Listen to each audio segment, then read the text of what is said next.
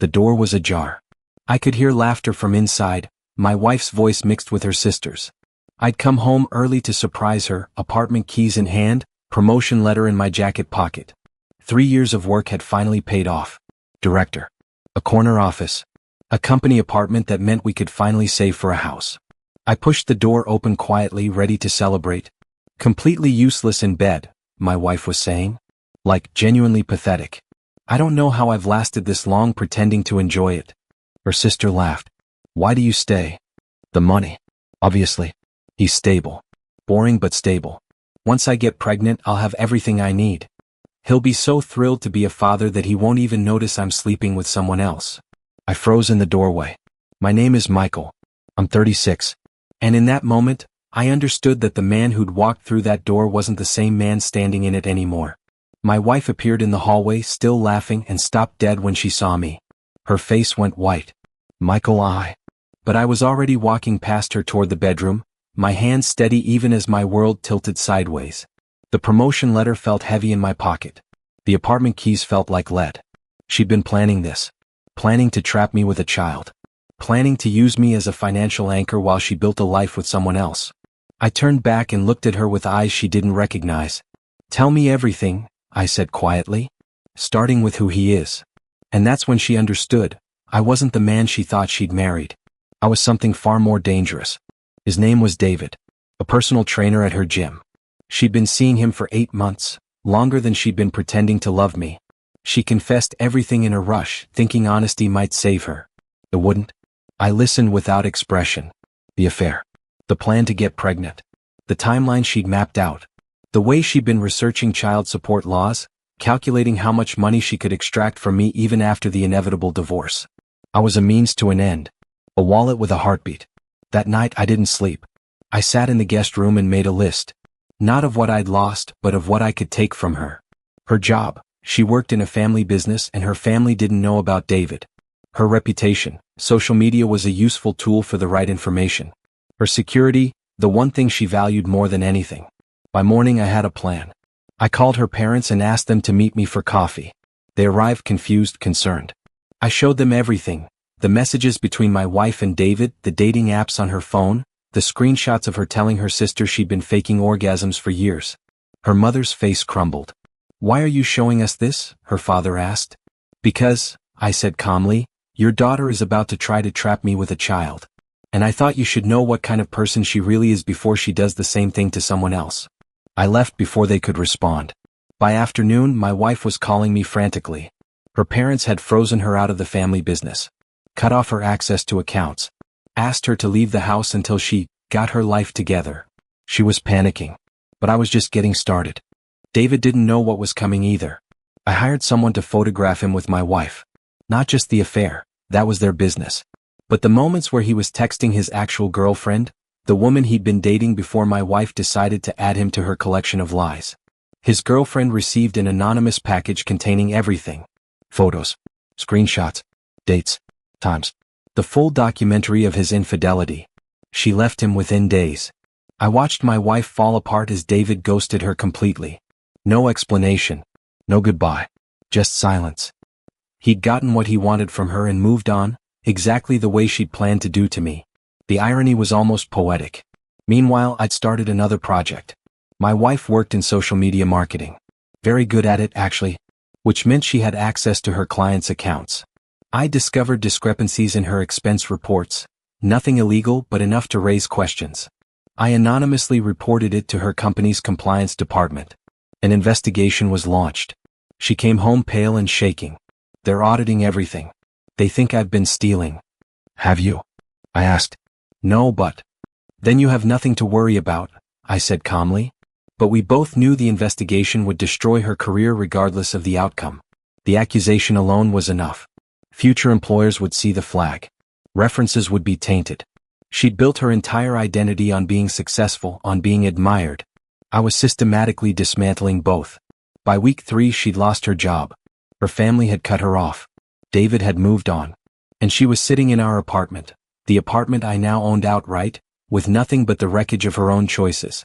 She finally asked me the question I'd been waiting for. What do you want from me? And I smiled because I finally had her full attention. I want you to understand, I said, what it feels like to have everything taken away. She stared at me with eyes that had finally stopped calculating. Fear had replaced the manipulation. Good. I'd already consulted with a divorce lawyer. The apartment was in my name, purchased with my signing bonus before we married. The savings were in accounts she couldn't touch. The car was registered to me. Everything we'd built together, I'd built alone. She had nothing. Please, she said. I made a mistake. I was confused. You weren't confused, I interrupted. You were deliberate. You planned to trap me. You planned to use a child as leverage. You planned to destroy my life while building yours on top of my money. She flinched at each word, but they were all true. I showed her the divorce papers. Clean. Surgical. No spousal support. No assets. Just the dissolution of everything we'd promised each other. Sign these and you can keep the clothes in your closet and whatever dignity you have left. She signed without reading them. By the end of the week, she'd moved into a studio apartment in a neighborhood we'd once driven through and laughed about. Too poor, too rough, too far from the life we'd imagined. Now it was all she could afford on unemployment. I received a call from her sister. You've destroyed her, she said. No, I replied. She destroyed herself. I just made sure she had to live with the consequences. I hung up before she could respond. That night, I sat in my apartment, the one the company had given me as part of my director's package, and felt absolutely nothing. The revenge was complete. But so was I. 3 weeks into her new life, my wife attempted suicide. She took pills. Called 911 before they took effect. Survived with her stomach pumped and a psychiatric hold that lasted 72 hours. I found out from her sister, who called me screaming that it was my fault. That I'd pushed her too far. That I was a monster. Maybe she was right. I visited her in the psychiatric hospital. She looked smaller in the hospital gown, diminished in a way that had nothing to do with weight loss and everything to do with understanding that she'd destroyed herself more thoroughly than I ever could. I'm sorry, she whispered when she saw me. I didn't respond. Just sat across from her in that sterile room and realized something that made my chest tight. Destroying her had required me to become someone I didn't recognize. Someone capable of watching another person disintegrate and calling it justice. She'd betrayed me. That was true. But I'd responded with a precision that suggested premeditation, calculation, cruelty. I'd weaponized her vulnerabilities. I'd turned her family against her. I'd orchestrated the collapse of her career. I'd done it all with the cold satisfaction of someone executing a plan. When had I become that person? What happens now? She asked from the hospital bed. I don't know, I said honestly. And I didn't. Because the revenge had consumed so much of my energy that I'd forgotten to build anything new. I had the promotion. I had the apartment. I had the satisfaction of watching her suffer. But I was alone. And that was a kind of prison too. She was released from the hospital on a Thursday with a prescription for antidepressants and a mandatory therapy schedule. I'd hired a lawyer to adjust the divorce settlement. Not out of kindness, I wasn't capable of that anymore. But out of something else. Recognition maybe. Understanding that absolute victory came at a cost I hadn't anticipated paying. She got a small monthly stipend. Not enough to live comfortably, but enough to survive. Enough to rebuild if she wanted to. She didn't ask for it. Her sister called to tell me she'd refused at first, then accepted when she realized she had no other options. I started going to therapy myself. My therapist asked me questions about why I needed to destroy her so completely. Why revenge had felt more important than healing. Why I'd chosen to become a weapon instead of moving forward. I didn't have good answers. David had moved on, new girlfriend, new city, no consequences for his role in the destruction. That was the part that haunted me most.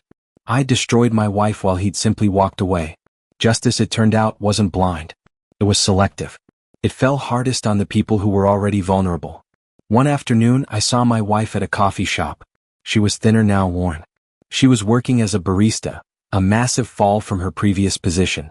She was rebuilding slowly from nothing. When she saw me, she didn't look away. Just met my eyes with a sadness that felt like an accusation. I realized then that I'd won the war but lost the person I was fighting to protect. The man who walked into that apartment eager to share good news was gone. In his place was someone colder. Someone capable of watching another person suffer and feeling satisfied. That was the real cost of revenge. And I was finally starting to understand it. 6 months after the divorce was finalized, my wife graduated from a community college program in nursing. I found out through her sister, who sent me a photo. My wife in a cap and gown, smiling, actually smiling, for the first time since I'd destroyed her life. She was rebuilding. Not quickly, not easily, but deliberately. Meanwhile, I was stagnating. The director position felt hollow. The apartment felt cold. The promotion that had felt so important that day I came home early now seemed like a consolation prize for a life I'd sacrificed in pursuit of revenge. I'd systematically dismantled her career, her family relationships, her financial security, her mental health. I'd done it all with precision and patience. And for what? So I could feel like I'd won? Winning had left me completely alone. I started volunteering at a community center, not out of redemption but out of desperate need to feel like I was building something instead of destroying it. I taught financial literacy classes to people rebuilding their lives. People like my ex-wife. She never came to my classes. But I saw her sometimes at the community center, studying in the library, preparing for her nursing exams. One evening we ended up at the same coffee station. "Hello, Michael," she said quietly. "Hi," I managed. "I'm working night shifts at the hospital," she continued. "Starting next month. It's not much, but it's honest work." I nodded, unable to speak. "I don't hate you," she said finally. "I think I should, but I don't. I just feel sad for what we both became because of what I did." She left before I could respond. And I realized that her forgiveness, or lack of it, didn't matter anymore. I needed to forgive myself. And that was going to be the hardest revenge of all.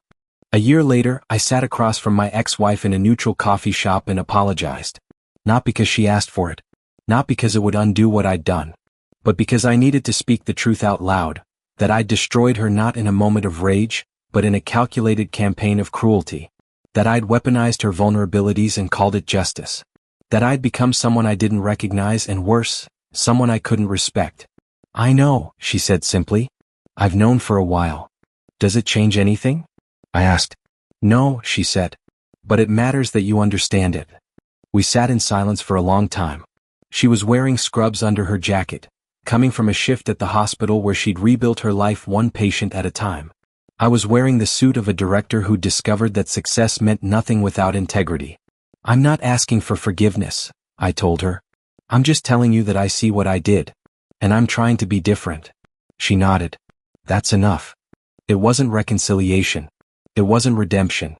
It was just two people who'd destroyed each other trying to understand how they'd gotten there and what they'd become in the process. I'd spent months systematically dismantling her life, her career, her family relationships, her mental health. I'd done it all with the precision of someone executing a perfect plan. And I'd called it justice. But justice, I'd learned too late, requires restraint. It requires the ability to stop before you've destroyed the person entirely. It requires understanding that revenge is a poison you drink expecting someone else to die. My ex-wife had taken the pills and survived.